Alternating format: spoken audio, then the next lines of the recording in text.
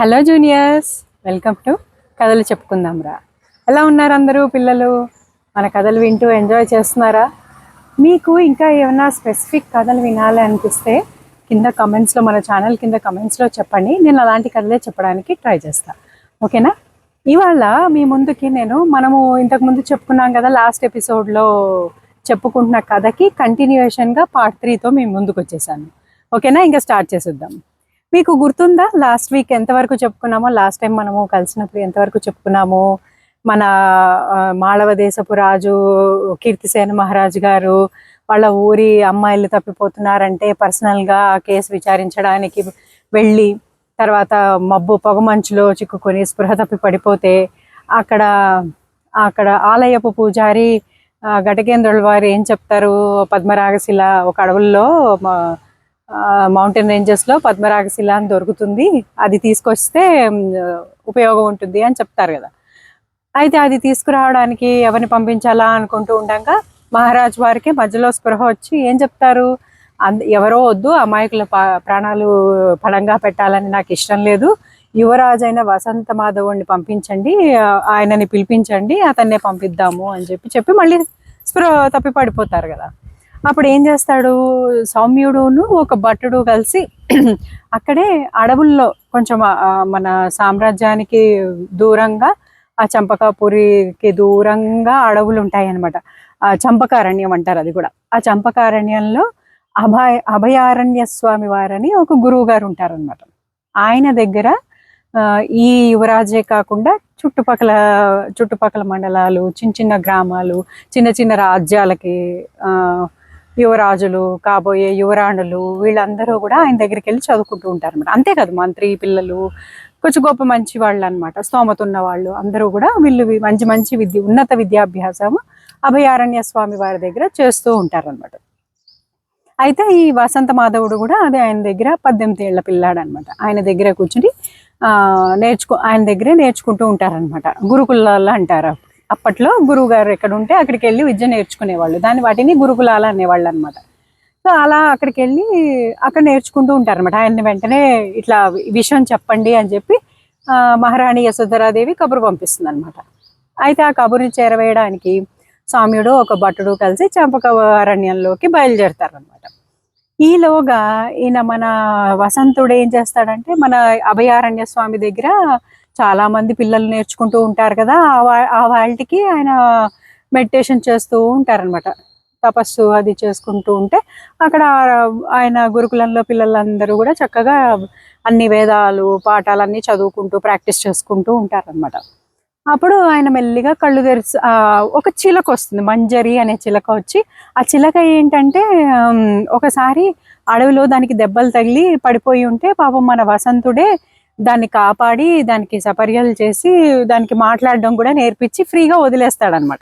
వదిలేస్తే అది వెళ్ళదు. దానికి ఆ పర్ణశాల, గురువుగారి గురుకులము, ఆ పిల్లలు బాగా అలవాటైపోయి వాళ్ళని వదిలి వెళ్ళదనమాట, అక్కడే ఉండిపోతుంది. వాళ్ళతో పాటే మాటలు కూడా నేర్చుకుని అది కబుర్లు పాటలు కూడా చెప్తూ ఉంటుంది అనమాట. అయితే అది పరిగెత్తుకుంటూ అది ఎగురుకుంటూ వచ్చి స్వామి మన గురుకులానికి, మన పర్ణశాలకి ఎవరో రాజభటులు వస్తున్నారు అని చెప్పి వార్త మోసుకొస్తుంది అనమాట. అయితే ఈయన ఆశ్చర్యపోతూ ఉంటాడు అభయారణ్య స్వామి. ఏమని అంటే, అరే మన దగ్గర క్రూర మృగాలే అసలు రావు, ఎవరు రారు ఈ ప్లేస్కి, వీళ్ళ విద్య అయిపోతే వాళ్ళంతా వాళ్ళే వెళ్ళిపోతారు, లేదా రాజులు వచ్చి తీసుకుని వెళ్తారు, ఇప్పుడు ఎవరు వచ్చారబ్బా అనుకుంటూ ఉండంగా ఈలోపు సౌమ్యుడును ఇంకో భట్టుడు వచ్చి అభయారణ్య స్వామి వారికి దండం పెట్టి, స్వామి నేను అర్జెంటుగా వసంతుడితోటి మాట్లాడాలి, ఒకసారి వసంతుడిని పిలిపిస్తారా అంటే, అయ్యో దాందేం భాగ్యము, పిలిపిస్తాను, వసంతుడిది కూడా ఇంకో 2 నెలల్లో విద్య అయిపోతుంది, అతను కాబోయే యువరాజు కూడా అదే రాజు కూడా కదా, తప్పకుండా పిలిపిస్తాను, మీరు కూర్చోండి అంటే, ఎక్కడికి వెళ్ళాడు అని అడుగుతాడు అనమాట. అయితే అక్కడే ఉన్న ఇంకొక యువరాణి అనమాట, ఆవిడ కూడా ఆమె చెప్తుంటుంది. ఆమె పేరు కుసుమ సుందరి అనే ఆమె వచ్చి చెప్తుంది అనమాట. అమ్మాయి, ప్రభు గురువు గారు వసంతుడును బలదేవుడు కలిసి సరస్సులోకి వెళ్తుంటే చూశాను, ఆ లోపల చంపక సరస్సు అని ఉంటుంది, ఆ సరస్సులోకి వెళ్ళారు అని అంటే, అప్పుడు మన గురువు గారు అంటారు, అవును మా గురుపత్ని వాళ్ళ సరస్వతీదేవి పూజ చేద్దాం అనుకుంటోంది, పౌర్ణమి వస్తోంది కదా. సో సరస్వతీదేవి పూజ చేద్దాం అనుకుంటుంది. అందుకని ఆ సరస్సులో ఉన్న కలువ పూలు కోరింది. అవి చంద్రుడు వచ్చాకే కదా కలువ పూలు విచ్చుకునేవి. సో అవి తీసుకొద్దామని చెప్పి వసంతుడు వెళ్ళాడు. వసంతుడితో పాటు కూడా బలదేవుడు, అతని ప్రాణ స్నేహితుడు అనమాట, బలదేవుడు కూడా వెళ్ళాడు. ఆ సరస్సులోనే ఉంటారు, మీరు ఉండండి, కొంచెం వేచి ఉండండి, వాళ్ళు అవి తీసుకుని వస్తారు అంటే, అమ్మో ఇంత రాత్రిపూట అంత ఘోరారణ్యంలో సరస్సులో ఎలా వెళ్ళారంటే, మీరేం బాధపడద్దు, అతను చాలా గొప్ప వీరుడు, అతని వెంట బలదేవుడు కూడా ఉన్నాడు కాబట్టి మీరు భయపడద్దు, వస్తాడు, కూర్చోండి అని చెప్పి అతనితో కబుర్లు చెప్తూ ఉంటాడు అనమాట. ఈలోపు ఈ వసంతుడు ఏంటి కాచుకుని ఉంటాడు, ఎప్పుడు చంద్రుడు బయటకు వస్తాడా అని. ఈ కలువలు ఏంటి, చంద్రుడు బయటకు వస్తే పూస్తాయి కదా, అప్పుడు కోసుకుని వెళ్ళి గురుపత్నికి ఇద్దాము అని చెప్పి. అయితే ఈలోపు మన బలదేవుడు అంటూ ఉంటాడు అనమాట, అయ్యో వసంత, ఇంత ఇంత ధైర్యం చేస్తున్నావు నువ్వు, ఇంత చీకట్లో ఈ సరస్సులో మొసళ్ళు ఉంటాయి ఇక్కడ, ఇవి చాలా క్రూరమైనవి, నువ్వు కొంచెం జాగ్రత్త సుమా అంటే, నువ్వేం భయపడద్దు, మనము గురుపత్ని ఆజ్ఞ మనం తీర్చకపోతే మనం ఏమి కాబోయే రాజులము, సో ఏం మాట్లాడద్దు, నేను ఎట్లయినా సరే దూకి నేను తీసుకొస్తాను అంటాడనమాట. సరే కరెక్ట్గా చంద్రుడు బయటకు వస్తుండగా విచ్చుకుంటూ ఉంటాయి అనమాట కలువలు. అప్పుడు గబుక్కుని నీళ్ళలోకి దూకేస్తాడు వసంతుడు. బలదేవుడిని మాత్రం నువ్వు ఒడ్డు దగ్గరే ఉండు, నీకు పువ్వులన్నీ కలెక్ట్ చేసి అందిస్తాను, నువ్వు కౌంట్ చేసి పట్టుకో అని చెప్తాడు అన్నమాట. సరే అని చెప్పి బలదేవుడు అక్కడే ఒడ్డుని వెయిట్ చేస్తూ ఉంటాడు. వసంతుడు అన్ని కలెక్ట్ చేసుకుంటూ ఉంటాడు అనమాట. కరెక్ట్గా పట్టుకుని వచ్చేస్తుంటే ఒక మొసలి తన కాల్ని పట్టుకోబోతుంది.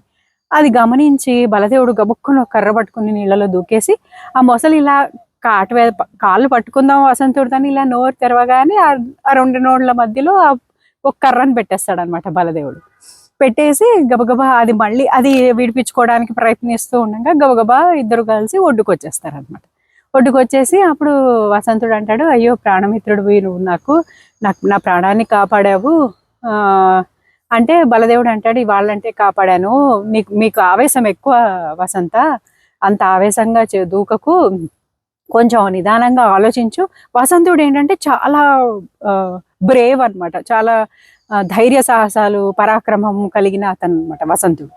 బలదేవుడు ఏంటంటే బుద్ధిశాలి అనమాట, బలశాలి బుద్ధిశాలి వీళ్ళిద్దరూ కలిపి. అయితే అతను అంటాడు, కొంచెం ఆలోచించాలి మనము నిదానంగా, అందుకు నువ్వు నాకు భయంగా ఉంది అంటే, అప్పుడు వసంతుడు అంటాడు, భయం దేనికి, ఎల్లప్పుడూ నువ్వు నాతోనే ఉంటావు కదా, మన ప్రాణాలు పోయే వరకు నువ్వు నాతోనే ఉండాలి అంటే, అయ్యో ఇంత శుభ్మ అని ఇంకా మనకి 20 ఏళ్ళు కూడా లేవు, అప్పుడే ప్రాణాలు పోవడం గురించి ఎందుకు, అలాగే మరిద్దరం లైఫ్ లాంగ్ బెస్ట్ ఫ్రెండ్స్గా ఉండిపోదాము, నువ్వు ఎక్కడుంటే నేను అక్కడే ఉంటాను అంటే, అవును నువ్వు నాకు ఇలాగే సలహాలు ఇస్తూ కాపాడుతూ అదే ప్రొటెక్షన్కి కూడా ఉండాలి, నువ్వు అంతేకాదు అన్నిటికీ మించి నువ్వు నా ప్రాణ స్నేహితుడివి అంటాడనమాట.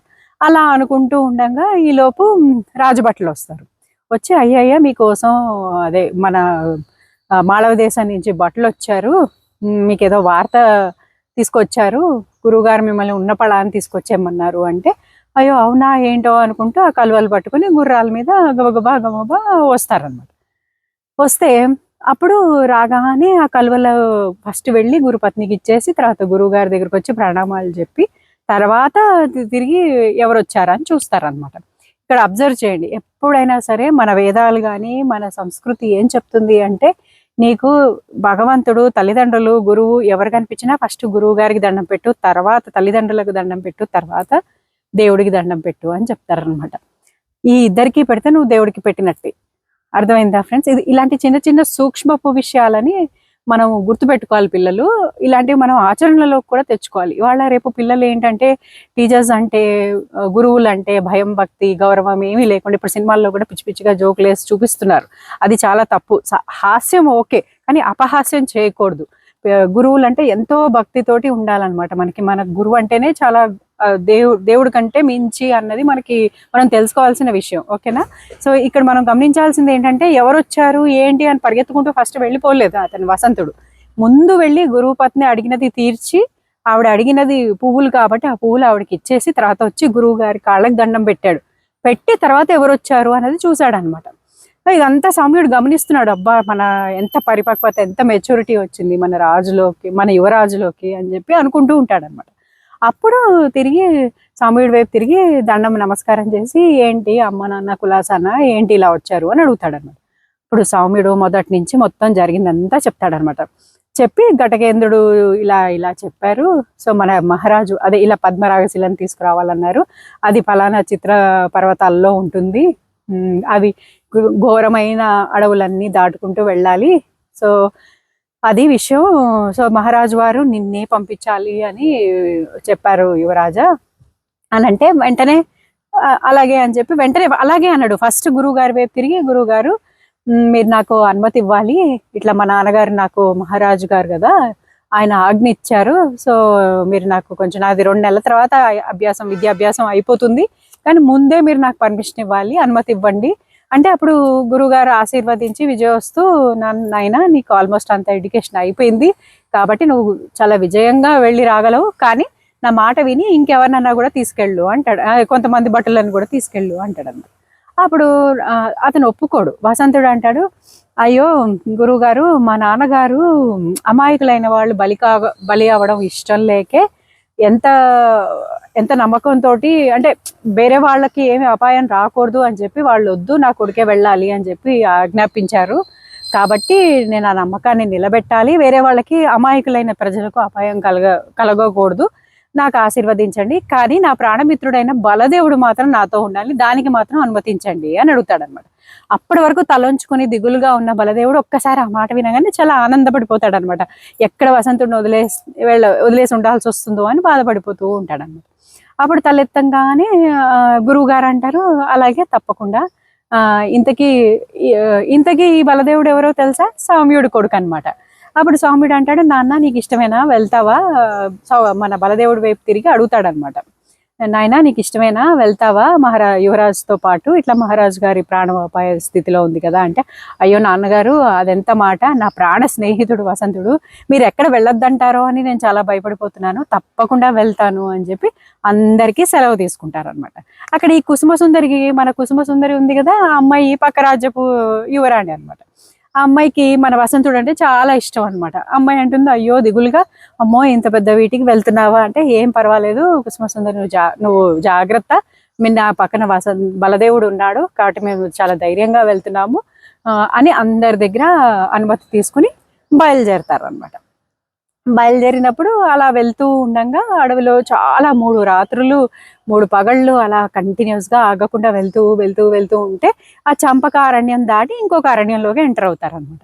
ఆ అరణ్యంలోకి ఎంటర్ అవగా ఒక ముసలావిడ కనిపిస్తుంది బయట. అమ్మయ్య మనకి బ్రేక్ దొరికింది, కాస్త తినడానికి ఎవరైనా ఇక్కడ ట్రై చేయొచ్చు అని చెప్పి ఆ ముసలావిడ దగ్గరికి వెళ్తే, అమ్మ తినడానికి ఏమైనా ఉందా అంటే, అయ్యో చాలా చిన్న పిల్లల్లా ఉన్నారు, మీరేంటి ఇంత అడవుల్లో తిరుగుతున్నారు, సరే రండి తర్వాత మాట్లాడుకుందాం, నేను వేడిగా వంట చేసి పెడతాను అని చెప్పి ఆవిడ బయట కాసేపు కూర్చోండి అని చెప్పి వాళ్ళని ఫ్రెష్ అయ్యి వచ్చేలోపు చక్కగా వేడివేడిగా అన్నీ వండి మర్రాకులతోటి విస్తరాకు తయారు చేసి వాళ్ళకి కూర్చోబెట్టి వడ్డిస్తుంది అనమాట.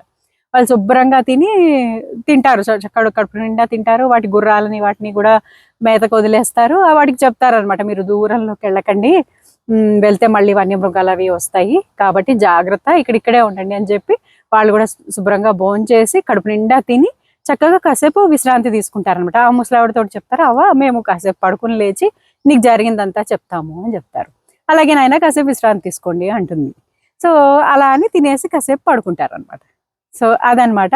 మళ్ళీ వచ్చే వారం మిగతా ఎపిసోడ్ తోటి మీ ముందుకు వచ్చేస్తాను. ఓకేనా పిల్లలు? Take care. Until then bye.